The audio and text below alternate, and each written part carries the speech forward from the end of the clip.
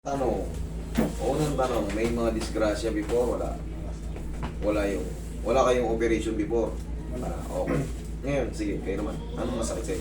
Ito, lahat pa, ano po. Ginamot na to sa ano, next try na, soldier strain yung nakaano sa kami. Shoulder strain? Shoulder strain. Okay, tapos ano pa? Wala. Yun lang, strain lang. Oo. Tapos tinetera.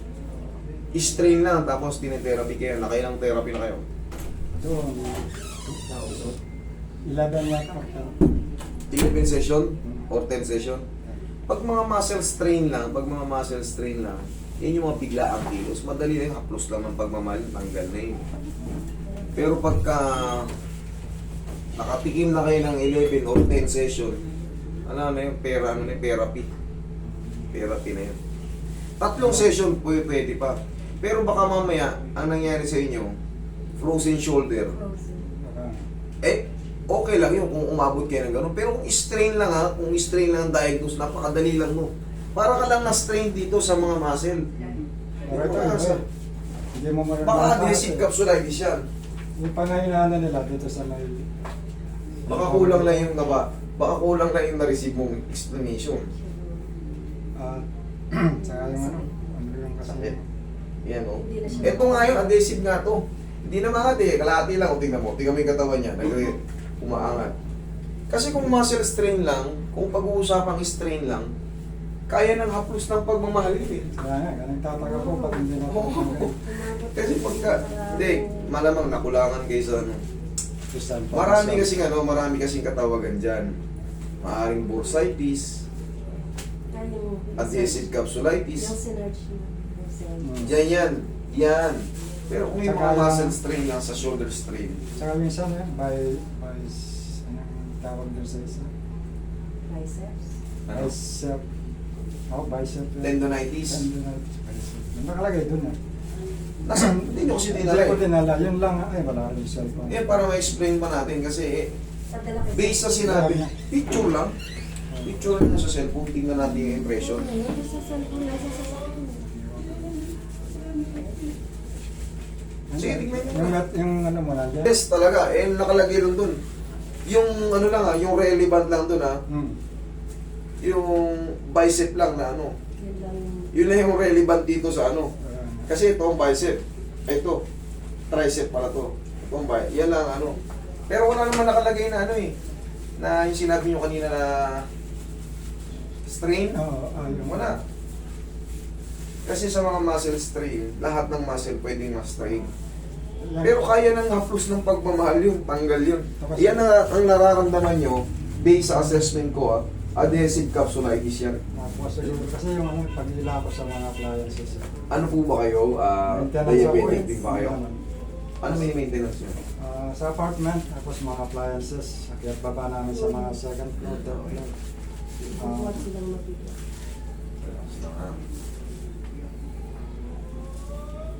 Ngayon, ito, based dito sa sa actual na nararamdaman ni Sir, yung ganito, hindi kagad maaangat to. Hindi kagad makaangat to. Pero yung mga movement, mga pagdiin, pwede niya na yun, hindi na siya masasaktan. Tapos, sa adjustment nito, makakaramdam kayo talaga na medyo may aray-aray ito ng konti. Kung napapanood nyo naman kasi, tingnan mo naman kalahati lang. Nagre-react na yung katawan niya, umuusog na siya. Dapat kasi lumulubog yan, dito lumulubog. Ang malapit na yung schedule, tinigil ko na muna yung panonood. Napapanood mo yun, di ba? Oo. Kaya naman to. Pero syempre, magpanood kayo ng 10 kilo lakas ang loob. Sabi ko nga, yung pang para kasi nito, pag natabi, biglang sakit. Ayan, mamaya, hindi na yan. Kahit suntukin ko pa yan, di ba? Pag natabig ka, biglang sakit. Pagka ganun yung mararamdaman ko sa ko pag inano ni Master. Kaya pa.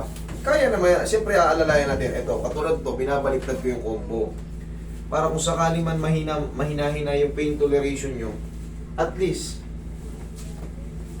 konti-konti siya, hindi siya kumbaga napalambot na muna natin yung mga muscle, medyo maluwang na. Okay, lambutan mo lang katawan mo. Yan, sige, laglag mo lang. Isa pa.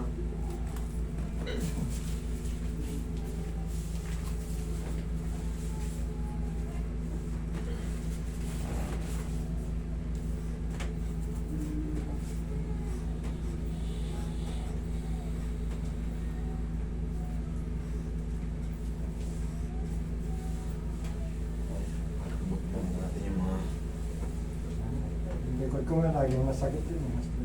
Eh, sama na yung tatamaan.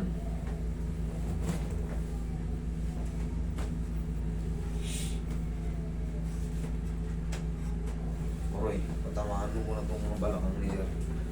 Para kahit paano lumambot muna yung likod ni Sir. O, dito niya.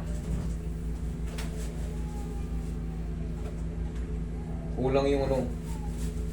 Kaya pala umabot kayo ng 11 session, wala pang nangyayari, hindi yun yung strain. Kasi dito nai-strain din yan. Mga biglaang kilos ang tawag doon. Na-stretch ka agad yung muscle strain. Hindi kasi binigay yung result ng x-ray. Hmm. Kasi yun doon, parang ano yun eh, yung binigay sa inyo, o yung work duration, o kailangan makapahinga siya ng 10 araw. Kumbaga, directiva yun, hindi. Yes. Directive na ano. Yun yata yung sa ano, yung sa office. Sa opisina yung pang-opisina. Pang Directive forward yun. sa office. Pahinga ka muna sa 1 to 10 days nakalagay. Pero yung final resort talaga, yung impression about sa nangyari sa shoulder, wala. Kaya kahit kayo, malilito. Kahit yung mga family doctor lang, hindi rin sila agad makapag-decide kung ano yan kasi merong mga expertise dyan. Higa kang patagil siya saglit.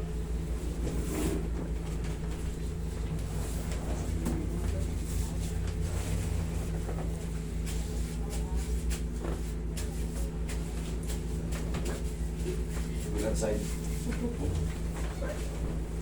Pagawid ko na po eh. Ay, napanood na pala eh. May ano ka na pala, may background check ka na pala eh. Yan, okay na. Ihaya. Kunin ko.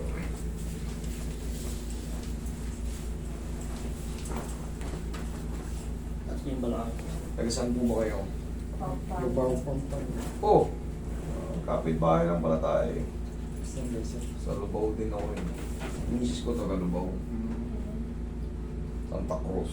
Oh, sa Nicolas ka, malapit yun. Doon kami namamalengke. Okay, inhale. Exhale. Sa Nicolas first.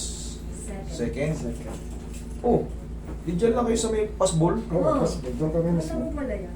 Lapit lang kami doon. Agad dyan lang kami, sa Nagustin lang kami, sa likod nyo lang kami. Tagusan lang ng pag-ano nyo. Sa Sa taas sa may, sa Vicente. Di ba ba Mga kamag-anak kami doon, mga Espinosa. Spinoza. Ang mag-anak namin dyan, mga Bitog. Sa Agustin. Ah, Peter. Bitog, ang mag-anak namin misis ko dyan. Bartolo Manansala. Yan ang mga apelido ng misis ko. Opo. Ano lang ka na pala, Master. Pag nagpagawa ka rin doon ng ano mo. para May bahay ako ron, ang problema. Makipot ang kalsada namin doon. Nagagalit yung mga kapitbahay. Oo, sa mga sasakyan. Eh, kita nyo dito, kahit 20 kayo 30 sasakyan dyan, okay lang. Tingnan mo, Wala nagagalit. parking dyan. Doon, 2 sasakyan lang doon. Nagwawala na yung mga kapitbahay. Eh, maapekto. Siyempre, minsan nagagalit sila. Maapekto. Pag gagalitan kayo ng kapitbahay ko, di ako mabubuisit. Hindi po pwede yun. Eh dito kahit pa paano, hanggang doon kayo, hanggang doon sa kanto, pwede. Tsaka hindi busy road. Eh alam mo naman doon, isang main road. Eh nandun kami sa highway. O, diba? Magagalit talaga yung mga tao. Eh may mga tricycle pa. Diba? Pag nagsabay-sabay ng parada, pag 2 sasakyan, Sa magkatulog. Agustin? Usapang ba yun? Ah, sa Pambayo. Ayun, sa Pambayo. Ah, Yun nandun. Huwag ka mga tiga Espinosa. Mas natuloy sila. Kami yung isang kanto sa Nicolas. Sa Pasibol, tapos yun ang kasunod. Alam ko yan. Master na Yung mga bentahan dyan ng mga, Maliit nga pala yung daan. may nagbebenta dyan ng mga, ang tawag doon, Pakwan. pakwan.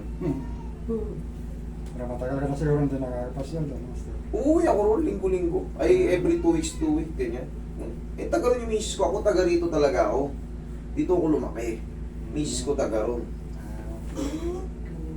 Tabi sila mismo ng San Agustin Church. Chechempo na lang natin si Master. San Agustin Church, tabi nila ron. Kilala rin na ako ron, kilala ako ron. Nasama ko nga yung nanay ko eh. Pero pwede ba ba? 80 plus na, sa Vertigo. Oo naman. Pero syempre, Laging naiilaw eh. titignan natin yung kakayanan pa rin. Yung actual na ano. Syempre, Pero malakas pa. pangkaraniwan na yon sa mga may edad. nahihilo. Tayo, pag umiidad tayo, may mga biglaang hilo na tayo. Normal yun. Pero syempre, 80 plus, very careful na. Kailangan marunong talaga yung mag-handle dun. Fragile na yun. Saka Brittle na siguro, yun. dahil laglag na minsan, kaya Relax lang. Nakakaibigan. Oh, kaya nyo naman eh, kita nyo. Mas kaya kasi pagka ano, Sarap yung lagotak na yun. mas kaya kasi pagka ano, kung napalambot muna. kaya napasipol lang. Oo, eh, kaya. Doon lang pala kayo, kapitbahay lang pala. Oo.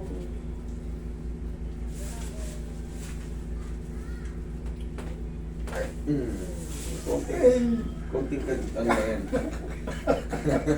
Masakit na. Yan, tapos 50 seconds lang yan. Oh, kaya. O, last na to, final na to.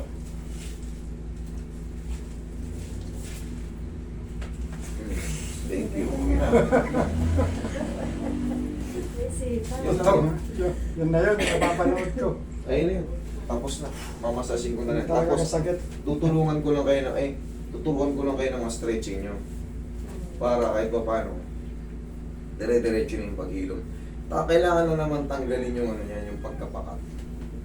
Oo, nga makatagilid. Pwede nyo nang higa ng patagilid dyan. Di ba nahihirapan kayo pag tinagilid nyo, sumasakit? Mag-ubad ako ng t-shirt o ng polo shirt na long sleeve, ang hirap.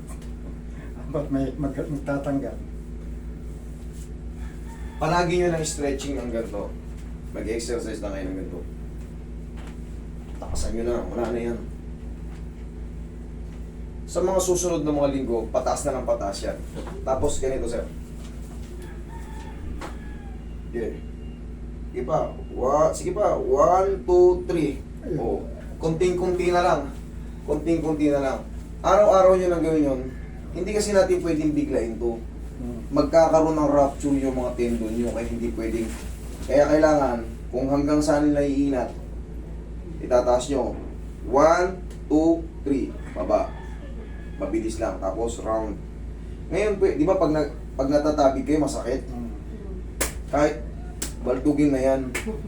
Ngayon, higaan nyo. Di ba nasasaktan kayo pag ano? Sige, higa kayo, patagilid. Ipitin nyo ng pakatodo. Tingnan nyo kung mas iba na yan. Mga ngawit. Iba na yung, iba na yung pakiramdam niyo yan. Tapos salin na. Konting side lang nun, talagang maiipit na, sakit na. Ilang, kailangan nyo lang day by day kasi hindi yan pwedeng ano, mapupunit yung mga yan, nararapture yung mga yan. Pagka binibigla, yung mga tendon, kapuk yan sila, very stiff.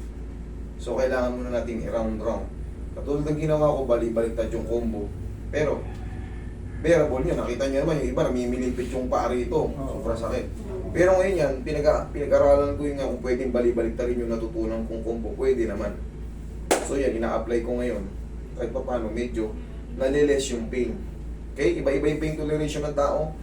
Kaya, pinag-aaralan kung paano mapaparelax muna, kung paano hindi agresibong utake. Okay, sir?